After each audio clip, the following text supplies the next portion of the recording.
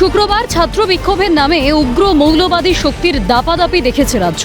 ঘটনার পর থেকেই বিভিন্ন মহল দাবি করতে থাকে এই ঘটনার পেছনে বিদেশি শক্তির হাত রয়েছে। যেভাবে পুলিশের ওপর হামলা, সাংবাদিকদের নিগ্রহ তা সুস্থ স্বাভাবিক মিছিলে কখনোই সম্ভব ছিল না। তৃণমূল জামানায় মৌলবাদী শক্তিরা যেভাবে দাপাদাপি শুরু করেছিল, সেই আস্ফালন যে বিজেপির শাসনকালে চলবে না তা স্পষ্ট করেন মুখ্যমন্ত্রী শুভেন্দু অধিকারী। সৌজন্যতার স্বার্থে বিরোধীদের মিছিল করার অনুমতি দিলেও কোনো ধরনের নৈরাজ্য যে প্রশাসন বরদাস্ত করবে না তা স্পষ্ট করেন মুখ্যমন্ত্রী। তবে মুখ্যমন্ত্রীর শিষ্টাচারের সুযোগ নিয়ে মৌলবাদীরা যেভাবে আস্ফালন দেখালো তা যে নিজেদের বিপদ নিজেরাই ডেকে আনলো তার বলার অপেক্ষা রাখে না। ইতিমধ্যেই গ্রেফতার হওয়া মোহাম্মদ আফরোজের আগের একটি ছবি ভাইরাল হয়েছে নেট মাধ্যমে, যেখানে দেখা যাচ্ছে হাতে বন্দুক নিয়ে ভিডিও করছেন তিনি। ফলে আন্দোলনের নামে অশান্তির যে নীল নকশা তৈরি করেছিল আফরোজ, সালমান হোসেনরা তা দিনের আলোর মতো স্পষ্ট।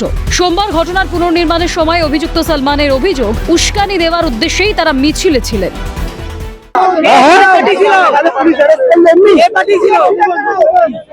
কে পাঠিয়েছিল, কি জন্য আপনাকে নিচ্ছে দিচ্ছে?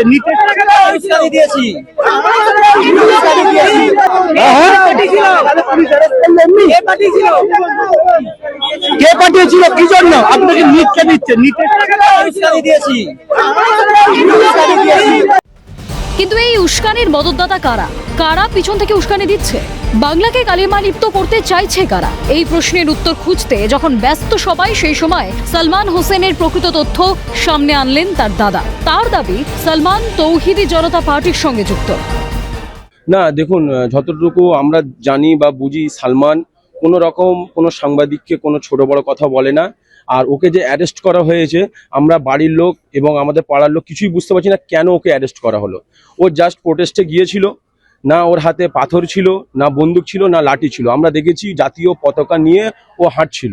তো প্রোটেস্ট করার জন্য, অন্যায়ের বিরুদ্ধে কথা বলার জন্য যে ছাত্র হতে হবে, প্রোটেস্ট করার জন্য, অন্যায়ের বিরুদ্ধে কথা বলার জন্য যে ককরোচ জনতা পার্টির মেম্বার হতে হবে, এরকম তো নয়। আমাদের কোনো পার্টির অংশ ছিল না, কোনো পার্টির অংশ ছিল না, কিন্তু একটা আমাদের সংগঠন এরকম তৈরি করা হয়েছিল, তৌহিদি জনতা, যে সংগঠনটা না চেয়ারের আশা করে, না ভোটে দাঁড়াবার ইলেকশনের আশা করে।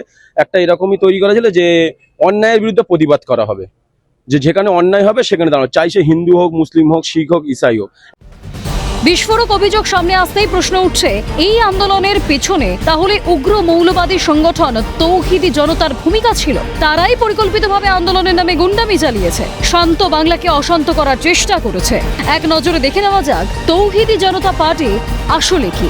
তৌহিদি জনতা কোনো নিবন্ধিত রাজনৈতিক দল বা নির্দিষ্ট কার্যনির্বাহী কমিটি যুক্ত প্রাতিষ্ঠানিক পার্টি নয়। এটি মূলত মৌলবাদীদের একটি স্বতঃস্ফূর্ত বা সমবেত সামাজিক পরিচয়, যা বাংলাদেশ এবং সাম্প্রতিক সময়ে ভারতের কিছু এলাকায় বিভিন্ন ধর্মীয় বা সামাজিক ইস্যুতে প্রতিবাদ ও বিক্ষোভ সমাবেশে ব্যবহৃত হয়ে থাকে। 2024 সালের অগস্ট মাসে ছাত্র জনতার গণ অভ্যুত্থান ও তৎকালীন প্রধানমন্ত্রী শেখ হাসিনার পদত্যাগের পর রাজধানী ঢাকা সহ দেশের বিভিন্ন স্থানে শেখ মুজিবুর রহমানের ভাস্কর্য ও মূর্তি বিক্ষুব্ধ জনতা ও বিভিন্ন দল ভেঙে ফেলে। এই ভাঙচুরের পেছনে তৌহিদি জনতার ভূমিকা সামনে আসে। এছাড়াও একাধিক বিচ্ছিন্নতাবাদী হিংসাত্মক কার্যকলাপের সঙ্গে যুক্ত থাকার অভিযোগ উঠেছে এই সংগঠনের বিরুদ্ধে।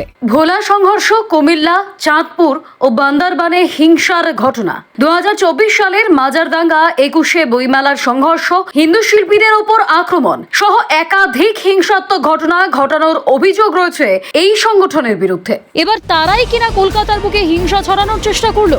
এর দায় কি এড়িয়ে যেতে পারে এসএফআই, নাকি সব জেনেই ইচ্ছাকৃতভাবে এই ঘটনায় মদত দিয়েছে তারাও? তবে এটা তৃণমূল জামানা নয়, সেটা বুঝতে হবে দুর্বৃত্তদের। মৌলবাদকে কিভাবে দমন করতে হয় তা ভালোই জানে বিজেপি সরকার, আর সে কারণেই কড়া হাতে ব্যবস্থা নেওয়া শুরু করেছে বিজেপি সরকার। টুকরে টুকরে গ্যাং দেশ ও রাজ্যের ভেতর থেকে দুর্বল করবে দেশ ও রাজ্যকে, তা হতে দেবে না রাষ্ট্রবাদী সরকার। হুঁশিয়ারি মুখ্যমন্ত্রী শুভেন্দু অধিকারী। গুন্ডা দমন আইন এবং টুকরে টুকরে গ্যাং দেশের ভিতরে, রাজ্যের ভিতরে থেকে দেশকে দুর্বল, রাজ্যকে দুর্বল করবে। এই জিনিস রাষ্ট্রবাদী সরকার করতে দেবে না। তৃণমূল জমানায় মৌলবাদীরা যেভাবে খোলা ছাড় পেয়েছিল, এবার তারা যে আর নিস্তার পাবে না তা সরকারের কঠোর পদক্ষেপ থেকেই স্পষ্ট।